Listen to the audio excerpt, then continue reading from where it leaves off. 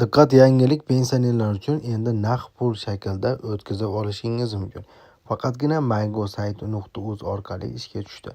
Sahifamizga obuna bo'lib, video ostida layk bosib, videoda oxirigacha ko'ramiz. Pensionerlar bo'lsa, yosh katta otamiz, onaxonlar bo'lsa, tashlab qo'yamiz qarindosh urug' grupasiga. Yangilik pensionerlar naqd pul shaklida o'tkazish xizmati mygo orqali o'tkazib olishingiz mumkin.